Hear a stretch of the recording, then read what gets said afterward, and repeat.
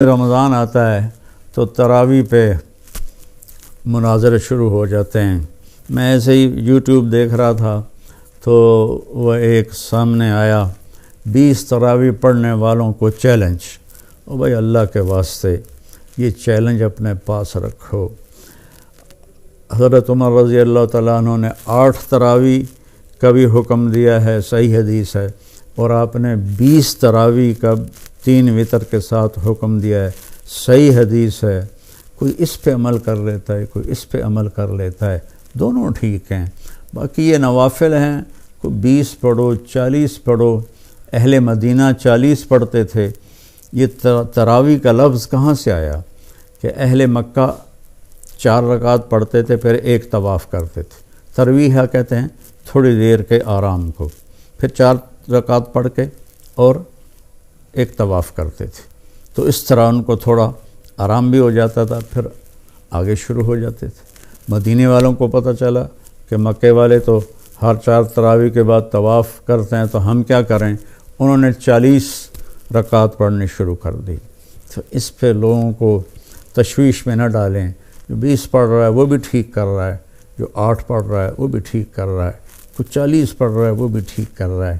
یہ قیام اللیل ہے، اللہ تعالیٰ کے نبی نے 3 دن صرف کیا، اس کے بعد نہیں کیا، اور ہم تو سب پورا مہینہ کرتے ہیں۔ اس کو حضرت عمر رضی اللہ تعالیٰ عنہ نے جاری فرمایا، اور دونوں صحیح روایات ہیں، 8 کی بھی 3 رکعت 11، اور 20 کی بھی اور 3 رکعت وتر۔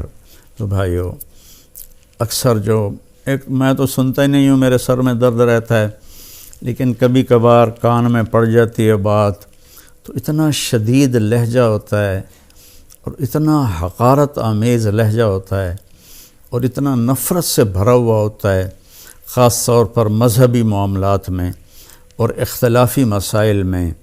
اس قدر وہ آتش فشاں پہاڑ بن جاتے ہیں کہ ان کے منہ سے آگ نکلتی ہے۔ قرآن ماشاءاللہ پوری امت سنتی ہے، اور صدیوں سے امت جمع ہے 20 تراویح پر۔ حضرت عمر کے زمانے سے لے کر آج تک امت کا بہت بڑا طبقہ 20 تراویح پڑھ رہا ہے۔ تو جن دوستوں کو کوئی عذر نہ ہو اور کوئی تھکاوٹ بیماری نہ ہو تو وہ 20 پڑھیں۔ بہت سے لوگ 8 پڑھ کے باہر نکل جاتے ہیں تو وہ اپنا نقصان کرتے ہیں۔ میں یہ نہیں کہہ رہا کہ انہیں گناہ ہوگا، میں یہ کہہ رہا ہوں کہ انہیں نقصان بہت بڑا ہوگا کہ انہوں نے 24 سجدے انہوں نے ضائع کر دیے، جو بعد میں انہوں نے 12 رکعت میں پڑھنے تھے، اور وتر کے سجدے بھی باجماعت ضائع کر دیے۔ تو نوجوانوں سے، صحت مند لوگوں سے میری گزارش ہے کہ امت کا عمل 20 پہ رہا ہے، 20 پڑھنے کی ہمت فرمائیں۔ ہر سجدے پر ایک حدیث میں آتا ہے 1500 نیکی لکھی جاتی ہے۔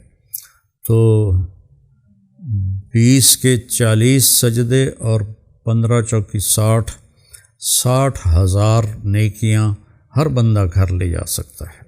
کسی کو عذر ہے، معذوری ہے، وہ 8 پڑھ لے، 10 پڑھ لے، تو وہ کوئی اس میں گناہ نہیں ہے۔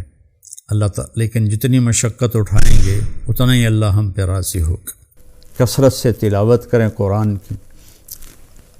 بخاری شریف کی روایت ہے، کانا رسول اللہ صلی اللہ علیہ وسلم اجود الناس، اللہ کے نبی سب سے زیادہ سخی تھے۔ وَأَجْوَدُ مَا يَكُونُ فِي رَمَضَانَ حِينَ يَلْقَاهُ جِبْرِيلُ يَأْتِيهِ كُلَّ لَيْلَةٍ فَيُدَارِسُهُ الْقُرْآنَ، اور رمضان میں آپ بہت زیادہ سخی ہو جاتے تھے جب جبریل آتے تھے۔ روزانہ رات کو آپ جبریل کے ساتھ قرآن کا دور فرماتے تھے۔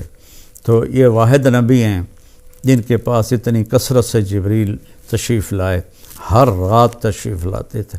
میرے نبی کو 9 رمضان ملے، تو ہر رات کو، اور آخری رمضان میں 2 دفعہ آتے تھے، 2 دفعہ قرآن کا دور ہوا آپ کا جبریل کے ساتھ، اور فرمایا ولا رسول اللہ صلی اللہ علیہ وسلم اجود بالخیر من رمضان من الریح المرسلہ کہ اللہ کے نبی رمضان میں جبریل کے ملنے پر تیز ہوا سے بھی زیادہ آپ کی سخاوت ہوتی تھی۔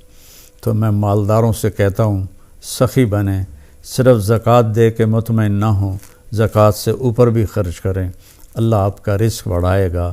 اللہ مجھے آپ کو توفیق نصیب فرمائے۔ السلام علیکم ورحمۃ اللہ وبرکاتہ۔